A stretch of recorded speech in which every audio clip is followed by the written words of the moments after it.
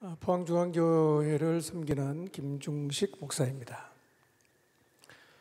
오전 시간 강의와 또 오후 시간 지구촌 교회의 목회 전략을 통해서 많은 팁을 얻으셨으리라고 생각합니다.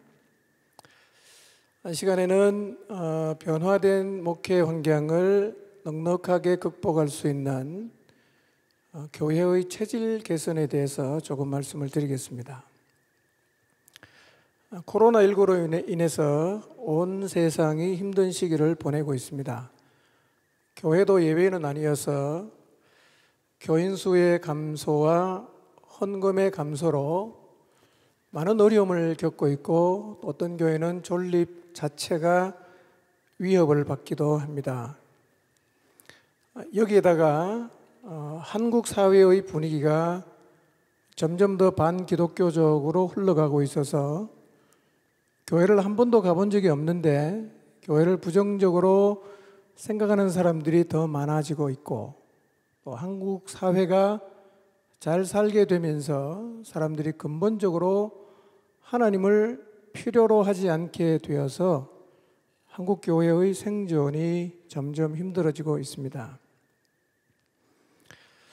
실제로 코로나가 오기 전부터 한국 교회를 향한 경고음은 계속 울리고 있었습니다. 아시는 것처럼 한국 교회는 이미 마이너스 성장을 하고 있는데, 사실은 마이너스 성장보다 더 심각하게 생각해야 되는 몇 가지 문제가 있습니다. 첫 번째는 잘 아시는 것처럼 교인들의 고령화 현상입니다. 한국 교회 교인들의 연령이 매우 높아졌습니다. 그래서 천국으로 이사를 가시는 분들이 너무 많습니다. 그래서 교회 교인의 숫자가 계속 감소되고 있습니다. 아직은 고령화 현상의 심각성을 크게 느끼지 못할 수 있지만, 가면 갈수록 향후 5년이나 10년 정도가 지나면 이 고령화의 문제가 얼마나 심각한지를 깊이 체감하게 될 것입니다. 교회를 방문해 보면 대개의 교회들이 노인들이 주류입니다. 교회에 노인들이 많다는 것은 문제가 되지 않습니다. 그런데 노인들만 있는 것은 문제가 됩니다. 한국 교회 부흥의 주류 세대들이 천국으로 계속 이사를 가시는데 뒤따라오는 세대가 없으니까 교인 수는 자연스럽게 감소될 수밖에 없습니다. 이 문제를 해결하는 1차적인 방법은 교회 안에 다음 세대가 일어나는 것인데, 바로 이 부분이 한국 교회가 깊이 고민하고 있지만 해답을 찾지 못하고 있는 영역입니다. 한국 교회는 고령화된 주류 세력을 이어줄 다음 세대가 거의 일어나지 않습니다. 한국 교회 연령 분포는 매우 기형적입니다. 거의 역삼각형이 되었습니다. 개선될 기미도 보이지 않습니다. 앞 세대가 나이를 먹고 천국에 가셔도 뒷세대가 따라오면 사실은 별로 문제가 되지 않지만, 지금 한국 교회는 어느 순간부터 뒷세대가 따라오지 않고 있습니다. 대부분의 교회는 젊은 사람이 없습니다. 문제는 20, 30대가 없는 게 아니라 가장 먼저 유치부가 없어졌습니다. 유초등부가 없어졌습니다. 그리고 청소년부가 없어진 결과로 청년도 없고 30대도 거의 없습니다. 그러니까 지금 교회 안에 젊은 세대가 없는 것이 일시적인 현상이 아니라 구조화되고 있다는 것입니다. 실제로 삭이 잘리 없어진 교회들이 많습니다.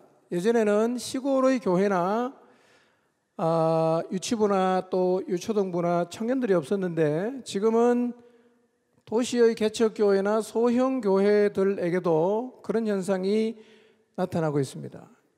물론 외부적인 요인이 있겠지만 저는 더 큰 문제는 교회 내부에 있다고 생각합니다. 우리가 좀 더 심각하게 생각해야 하는 것은 신앙이 전수되지 않는 현상이 신자의 자녀들에게도 일어나고 있다는 것입니다. 부모가 매우 신실하게 신앙생활을 하는데 자녀는 예수님을 믿지 않는 경우들이 점점 많아지고 있습니다. 저는 이 상황을 엄중하게 생각해야 한다고 생각합니다. 신자의 자녀에게조차 신앙이 전수되지 않는다면 한국교회는 급속도로 무너질 수밖에 없을 것입니다.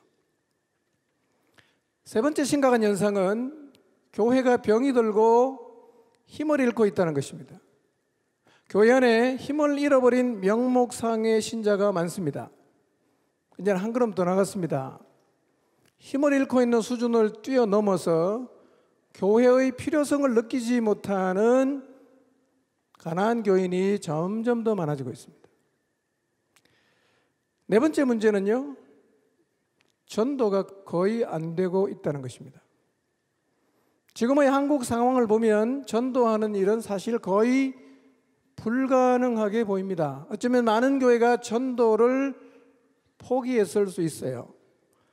하기 싫어서 포기한 게 아니라 아무리 노력을 해도 안 되기 때문에 전도를 포기한 것입니다. 지금 작은 교회들은 거의 전도가 안 되고 있습니다. 이 문제를 해결할 수 없다면 한국교회의 미래는 어두울 수밖에 없습니다. 그런데 과연 한국교회가 이 문제를 해결할 수 있을까요? 목회 현장에서 목회하시는 목사님들, 한국교회가 이 문제를 극복할 수 있다고 생각하십니까? 우리가 이 질문에 대해서 정직하게 질문하고 직면했으면 좋겠습니다. 그러나 저는 희망을 말씀드리고 싶습니다. 그러나 냉철한 현실 직시가 없는 희망은 공허해질 수밖에 없을 것입니다.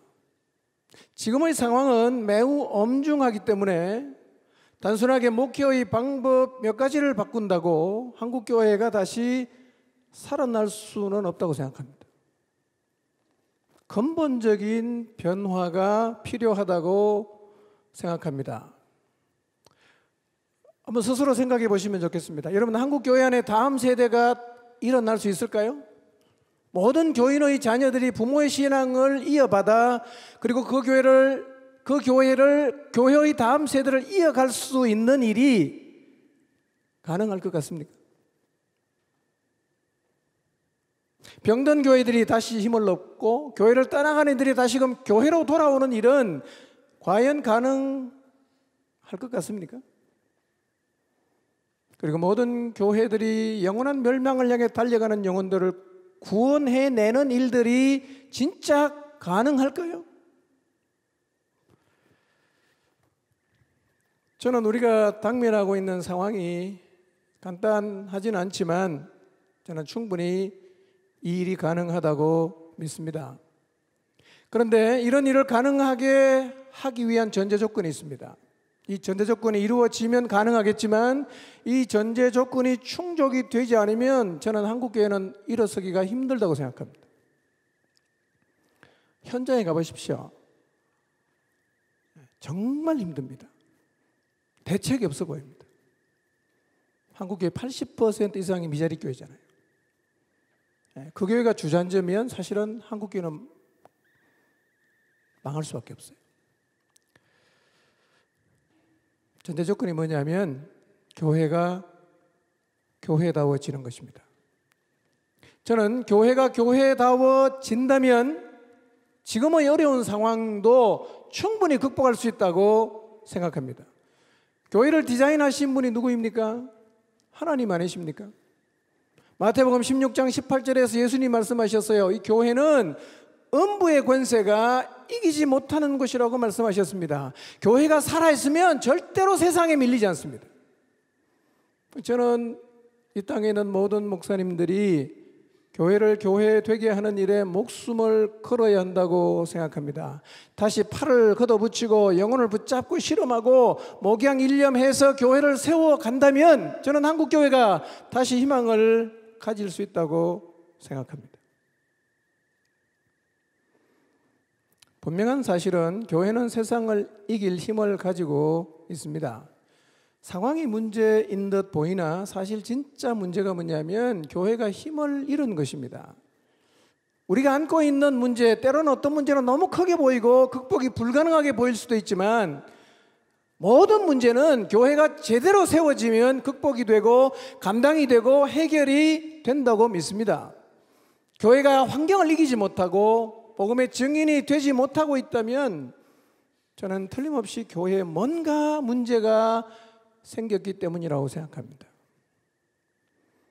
그래서 코로나19를 극복할 대안, 이보다 더 근본적으로 죽어가고 있는 한국교회를 살릴 수 있는 대안이 있다면 저는 그것은 교회의 체질 개선이라고 생각합니다. 전체가 자유롭게 모이지 못하는 지금이 오히려 교회의 체질 개선을 할 수 있는 좋은 기회가 된다고 생각합니다. 저는 우리 목회자들이 생명을 걸고 이 일을 해야 한다고 생각합니다. 만약에 체질 개선을 할 수 있다면 어쩌면 교회는 영영 일어서지 못할 수가 있습니다. 저는 이런 표현을 잘 쓰는데요, 진짜 목숨을 걸어야 됩니다. 목숨을 건다는 말은 시간 다 들이고 돈 다 들이고 내 에너지를 다 쏟아야 된다는 얘기입니다. 그래서 교회가 살아나면 세상을 틀림없이 이깁니다. 이런 구조, 그림 1번의 구조를 가지고 있는 교회들이 있습니다. 이런 교회는 대개는 담임 목사의 설교를 중심으로 가는 교회들입니다. 이런 교회도 목사님의 설교가 탁월하거나 뭔가 특별한 것이 있으면 숫자가 늘어날 수 있습니다. 근데 이런 경우는 대개는 수평 이동이 많습니다. 근데 원래 성경이 말하는 교회는 설교를 듣는 것이 아니에요. 교회는 연결이 되는 것입니다. 그리고 하나가 되는 것이 교회의 핵심이에요. 그래서 성경에서 말씀하고 있는 교회 구조는 에베소서 4장 16절을 보면 온몸이 각 마디를 통하여 도움을 받음으로 연결되고 결합된다라고 얘기하고 있습니다. 마디를 통해서 연결이 되어야 됩니다.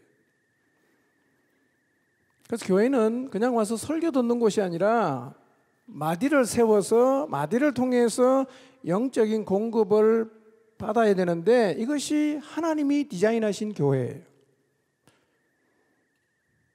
근데 일본 같은 구조는 우선 마디가 없어요.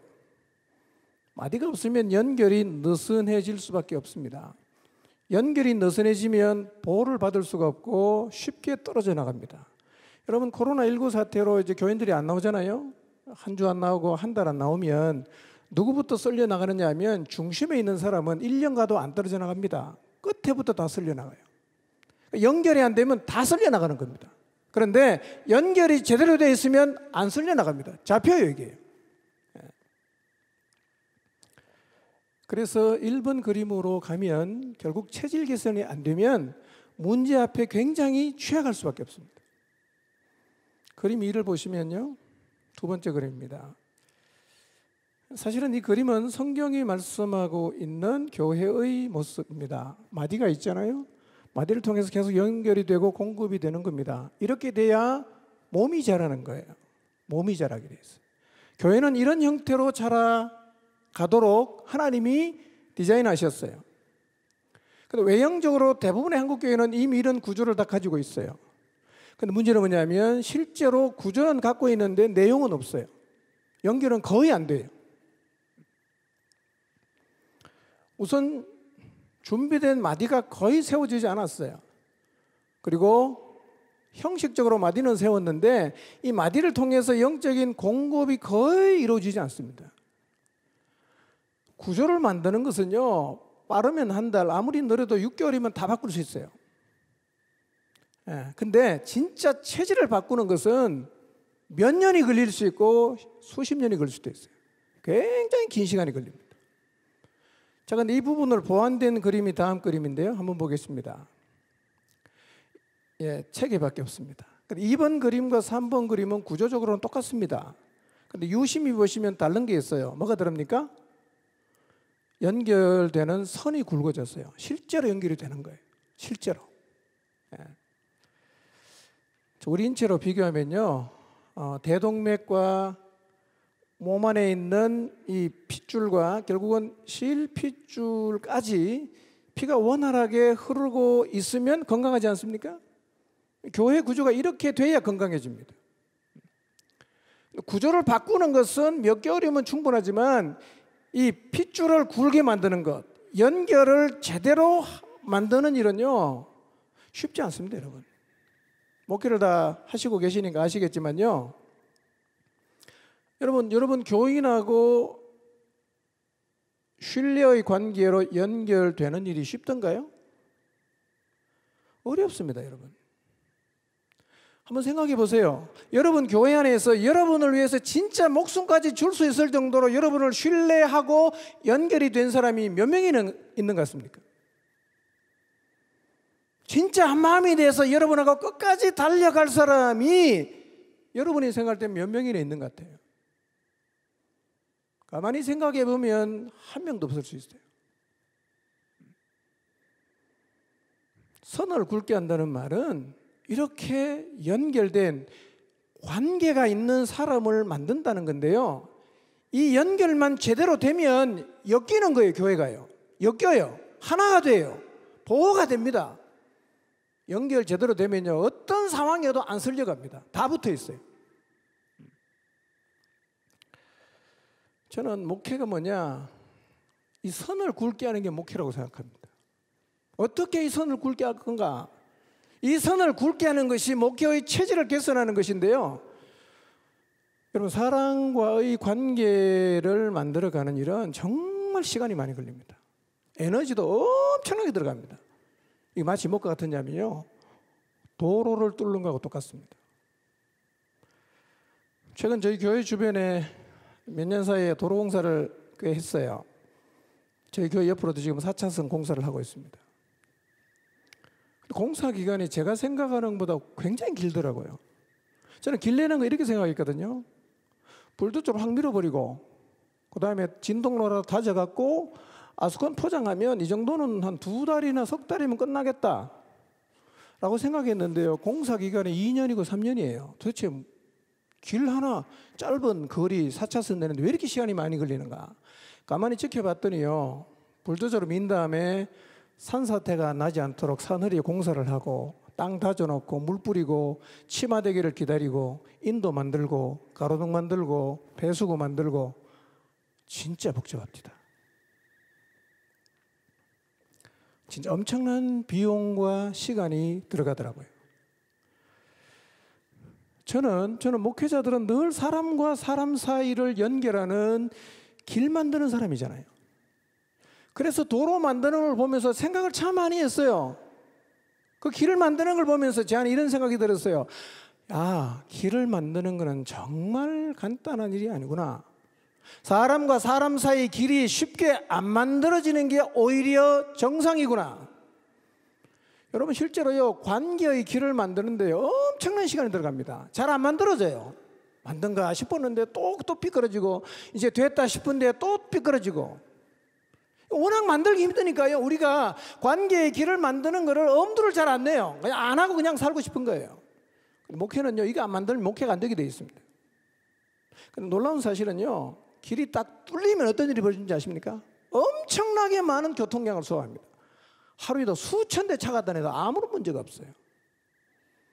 뚫는 것은 힘들지만 뚫어만 놓으면 대단한 거예요. 그러니까 사람과 사람 사이의 관계도 만들기는 힘들지만 만들어만 놓으면요, 이거는 사실은 대박이에요. 대박이에요. 목회가 불안하지는 않습니다.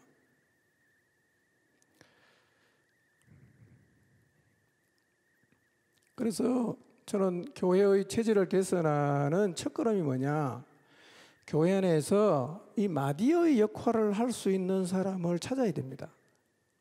적어도 마디로 서는 사람은 나하고 정말 목숨까지 같이 나눌 수 있는 사람으로 관계를 만들어 가야 됩니다. 이게 인생 걸어야 되는 겁니다. 이게 가능해지면 교회가 달라져요. 정말 달라집니다. 관계는 만들려면요, 제가 제 경험이에요. 어디 책에 있는 건 아니고 제가 경험해 보니까요, 관계는 이런 방식으로 만들어야 되는데요. 첫째는 관계는 신자라야 맺어집니다. 깊은 관계는. 물론 우리가 불신자하고도 관계를 맺을 수 있는데요.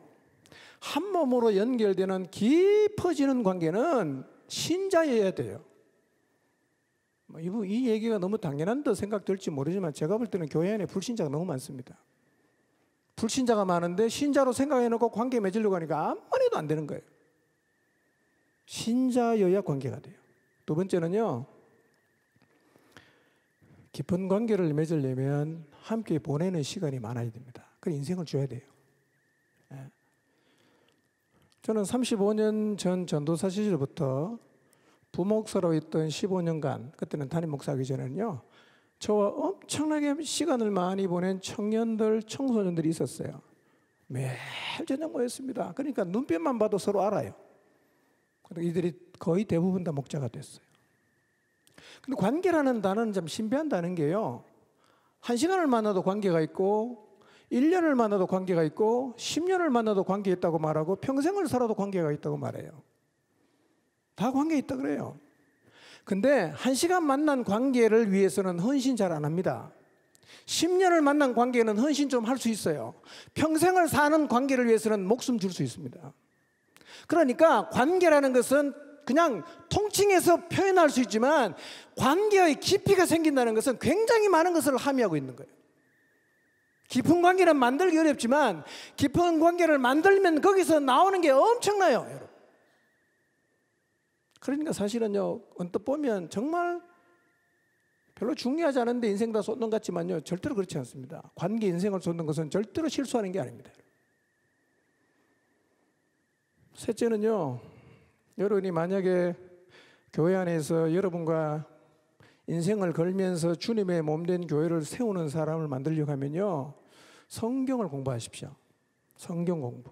좀 생뚱맞은 이야기로 들릴지 모르겠지만요, 주님 안에서 관계는 그냥 모여서 얘기하고 노는 걸로는 부족해요. 진짜 목숨을 주고받는 관계를 가지려고 하면 그 안에 복음이 들어가야 됩니다. 복음이 있어야 돼요. 35년 전에 저와 긴 시간을 만났던 청년들, 청소년들과 제가 제일 많이 한 게 뭐냐? 성경 공부였어요. 만나면 성경 공부하고 10시, 11시 되면 시내 나가서 포장마차 가서 부추 좀 먹고 보통 2시, 3시에 집에 들어갔어요. 그냥 그렇게 시간 계속 보냈어요. 어느 순간 보니까 이 관계가 끊어지질 않아요. 대부분이 다 목자가 됐어요. 네 번째는요, 서로 신뢰할 수 있는 사람이 돼야 됩니다. 목사인 우리가 교회를 세우는 일에 함께 가고자 하는 사람에게 신뢰할 수 있는 사람이 돼야 됩니다. 신뢰가 깨지면 관계는 절대로 안 깊어집니다. 여러분, 살다 보면 사람과 관계를 맺다가 보면 신뢰할 수 없는 상황이 생기지 않습니까? 몇 번 반복해서 저 사람 못 믿겠다. 그럼 관계 이제 끝난 거예요. 관계 절대로 안 깊어집니다. 진실이 없는 가식으로는 관계의 깊이는 절대로 발생하지 않습니다. 다섯 번째, 마음을 열어야 됩니다. 마음을 열지 않고 건성으로 대하면 함께 있는 시간이 많아도 관계는 안 깊어져요. 그래서 여러분, 사람과의 관계의 깊이하고 밀접한 관계가 있는 게 뭐냐면 정서적 건강이에요. 정서적 건강.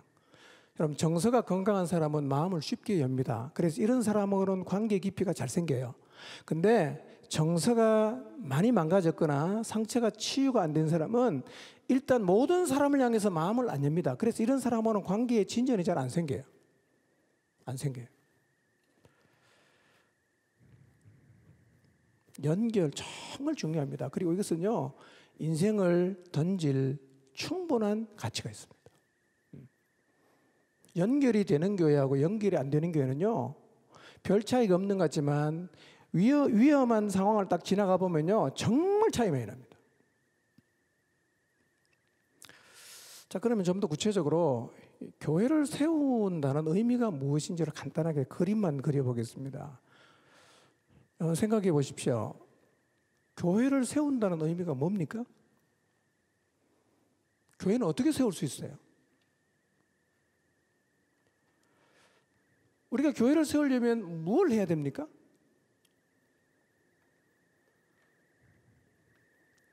에베소서 4장에 있는 말씀 보면 교회를 어떻게 세우는지에 대한 하나님의 설계도가 나와 있어요. 교회는 이렇게 세우는 거다. 다 적어놨거든요. 네 가지로 요약할 수 있어요. 첫 번째가 뭐냐? 1절에서 6절까지 보시면요. 교회를 세우는 건 뭐냐면 성령께서 이미 하나 되게 하신 교회의 하나됨을 지키는 거예요. 하나됨을 지키는 것. 이게 교회를 세우는 거예요. 여러분의 교회를 생각해 보십시오. 하나가 되셨어요, 교회가? 모든 교인이 한 마음이세요? 제가 생각할 때는요, 교회의 하나됨을 포기한 분이 많이 계시는 것 같아요. 안 되거든요. 안 돼요. 교회는 진짜 별의별 사람이 다 있잖아요.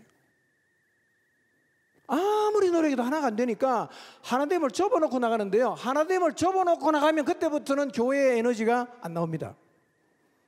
교회는요, 하나됨은 절대로 포기하면 안 됩니다. 하나 될 수만 있다면 어떤 대가도 지불해야 되고 무슨 일이든 다 해야 됩니다. 왜냐하면 가장 기본적인 설계가 뭐냐면 교회가 교회 되려면 하나가 되어야 됩니다. 하나가 되어야 돼요. 그럼 얼마나 기도를 많이 해야 되겠어요? 얼마나 성령 역사를 갈구해야 되겠어요? 얼마나 많이 부딪히면서 하나님이 나를 빚어가시고 만들어가시고 결국은 우리 교인 모두를 담을 수 있도록 내 마음을 넓혀 가시겠어요?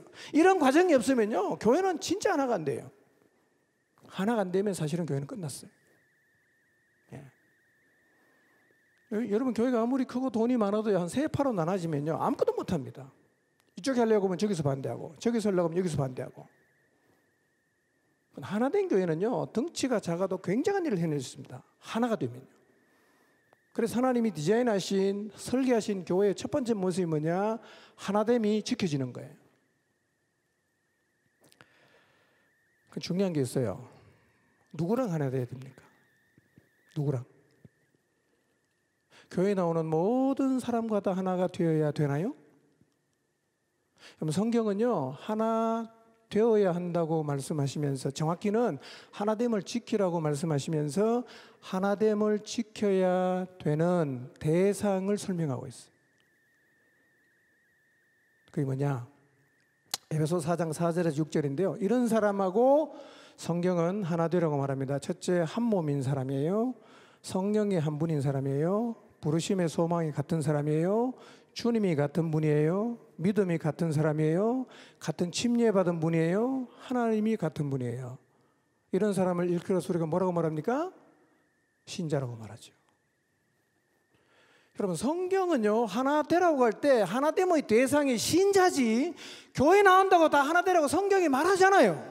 신자하고만 하나 될 수 있어요. 여러분, 이 7가지 조건이 일치되는 사람이 누굽니까? 신자예요. 불신자하고 주님이 같습니까? 불신자가 믿음이 같습니까? 불신자가 같은 성경 갖고 있나요? 안 그렇잖아요. 그러니 성경은요, 누구랑 하나 되어야 되는지 대상을 구체적으로 설명했는데 정확하게 신자예요. 신자. 그러면 신자와 하나 되십시오. 그리고 불신자는 구도자이기 때문에요, 교회가 아니에요. 교회가 아닙니다. 교회를 다니지만 교회는 아니에요. 두 번째, 교회를 세운다는 의미는요, 에베소 4장 7절에서 10절까지 나와 있는데요, 찾지는 않겠습니다. 분량의 차이를 인정하는 교회가 되는 게 교회를 세운다는 말이에요. 교회는 연공서열을 지키려고 하면 망합니다.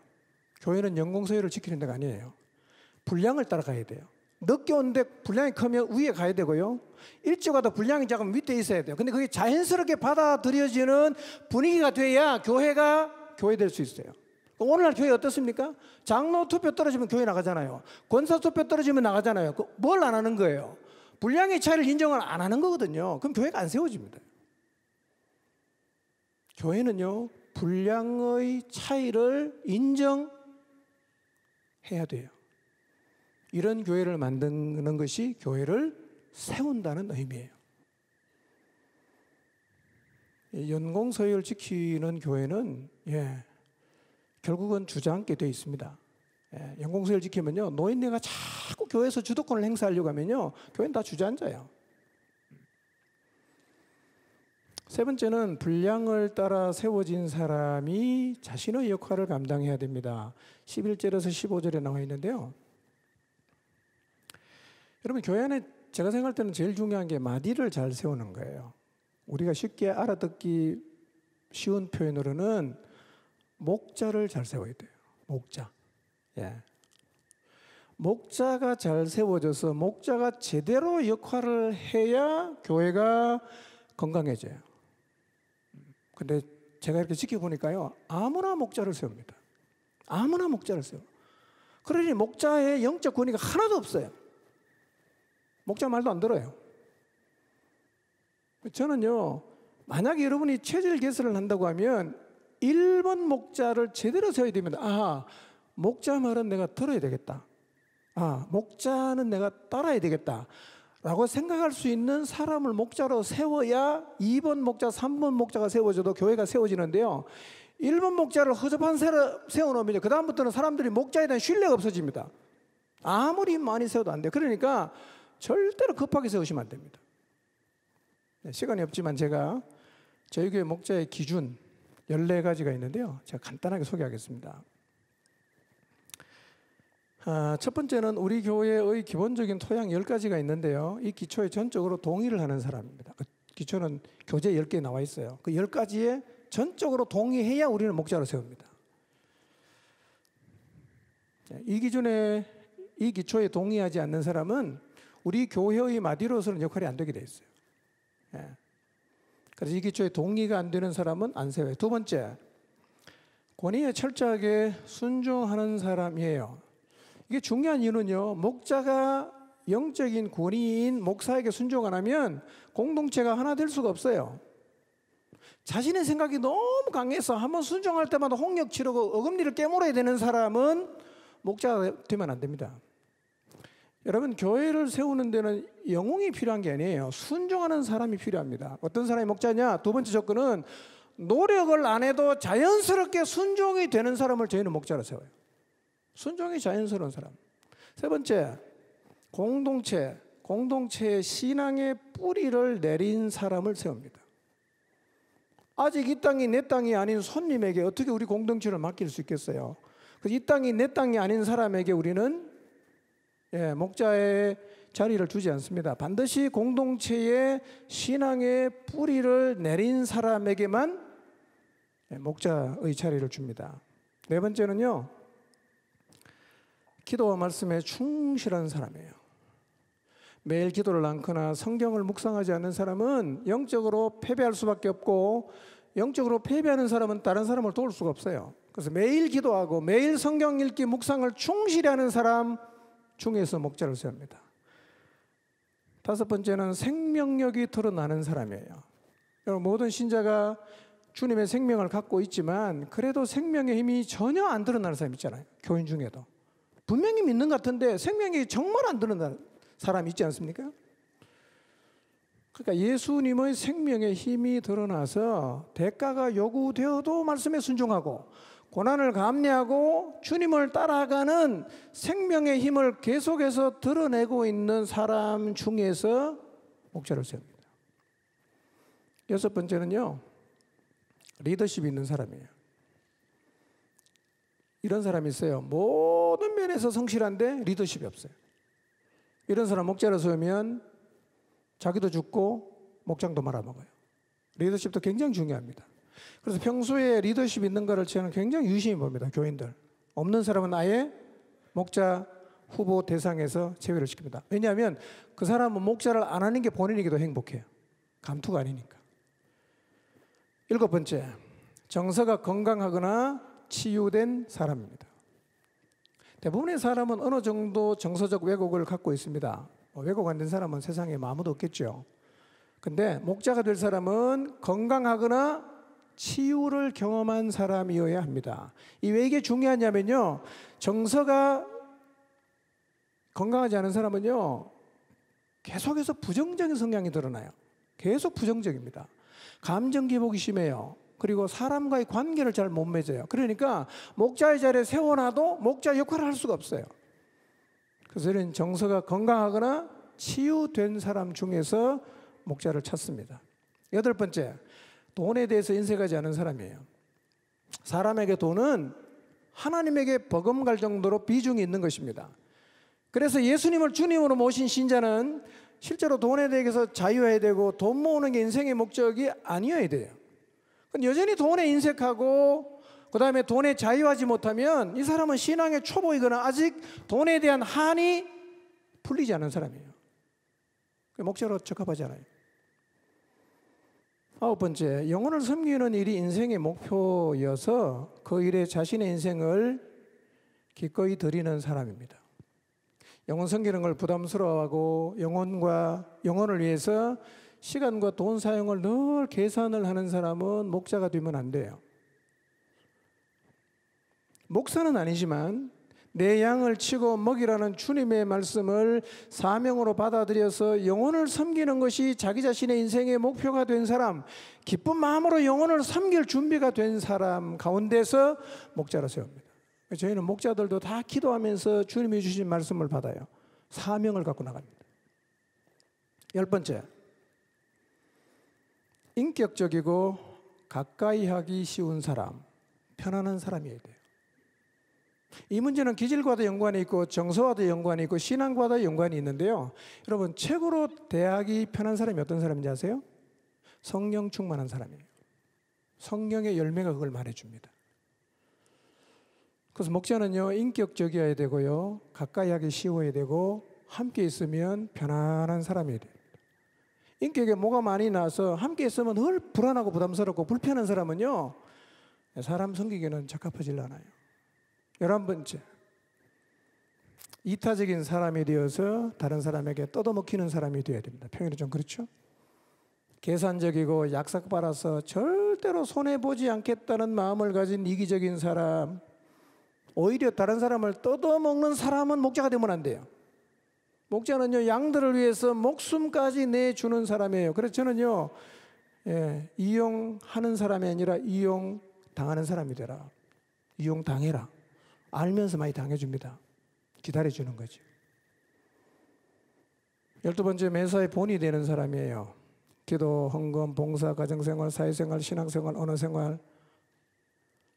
목자는요, 말로 영혼을 섬기고 인도하잖아요. 근데 그 목자의 말이 영향력을 발휘하려고 하면 뭐가 필요하겠어요? 삶이 있어야 돼요. 안 살면 내가 아무리 청산유수처럼 말을 해도요, 사람들이 그 말을 신뢰하지 않기 때문에 따라오질 않아요. 본이 돼야 돼요. 13번째, 열정적인 사람. 열정은 기질이나 성격의 문제가 아닙니다. 열정은 신앙의 문제입니다. 여러분, 성령께서 라오디게아 교회를 책망하신 걸 보세요. 변질됐다고 하잖아요. 뭐 보고 변질됐다고 말합니까? 열정을 잃어버린 라오디게아 교회를 향해서 성령께서 변질됐다고 말하지 않습니까? 목자는요, 하나님을 향한 열정을 소유하고 있는 사람, 그 열정이 나타나는 사람이어야 합니다. 마지막 14번째, 새신자는 목자가 될 수가 없어요. 학력이 뛰어나고 사회적으로 지도급에 있는 사람일지라도 새신자는 목자로 세우면 안 됩니다.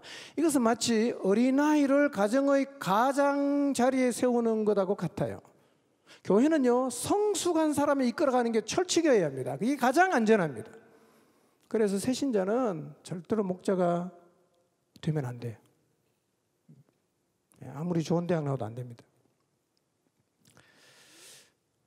이렇게 준비된 사람을 찾기는 쉽진 않아요. 근데 그래서 저희 교회는 지금도 목자가 사실은 부족한데요, 물론 최대한 근사치에 가까운 사람을 찾긴 하지만요, 진짜 사람이 없어요. 영혼을 위해서 자기 인생을 드리면서 살 사람이요, 정말 없습니다. 교회를 세운다는 마지막 4번째, 지체들을 연결시키는 일을 해야 됩니다. 이게 교회를 세운다는 말의 의미입니다. 여러분, 연결시키는 일은요, 설교만으로는 안 돼요. 설교만으로는 사람과 사람 사이 연결 안 되게 되어 있습니다. 그러니까 교회가 전체가 연결되려고 하면 마디가 참 중요해요. 마디. 그리고 마디가 견고해지면 목사부터 마디 밑에 또 밑에 또 밑에, 숫자가 많아도요 다 연결되게 돼 있습니다. 이런 교회를 만드는 이런 교회를 만드는 것이 사실은 교회를 세운다는 의미라고 저는 생각합니다. 그런데 이런 교회를 세우기 위해서 구체적으로 제가 노력한 거예요. 26년 동안 쭉 목회를 하면서 토양을 만든 게 10가지가 있는데요. 물론 이게 이 10개가 전부라고 말할 수는 없어요. 그런데 제가 말씀드릴 수 있는 것은 이 토양만 잘 만들어도 충분히 건강할 수 있습니다. 충분히 건강할 수 있어요. 10가지 뭐 그냥 읽어서는 잘 의미가 안 다가올 수 있지만요. 국민일보에 2월 12일부터 다음 주까지 순부분 연재가 되는데 그 중간에 보면 토양 10가지에 대한 설명을 했어요. 지면이 좁아서 길게는 못 적었지만 혹시 기회가 되면 좀 참고를 하시면 이 10가지가 무슨 의미인가 여러분 이해하게 이해하는데 좀 도움이 될 것 같습니다. 토양이 잘 만들어지면 교회가 건강해지고요. 근데 저는 이런 토양을 만드는데 목회자에게 제일 필요한 게 뭐냐면요. 독해야 됩니다. 독해야 됩니다. 진짜 독하게 해야 됩니다. 그러면 돼요. 뭐 특별한 능력이 필요한 게 아니라 하나님 이렇게 말씀하셨다. 나는 간다. 누가 뭐라고 해도 끝까지 독하게 이것만 잡고 가면요. 저는 반드시 성령님 역사하기 때문에 저는 가능하다고 생각합니다. 그리고 이런 토양을 만드는 일은 충분히 대가를 치를 가치가 있는 일이라고 생각합니다. 그리고 이것이 저는 한국교회를 다시 살릴 수 있는 길이 된다고 확신합니다.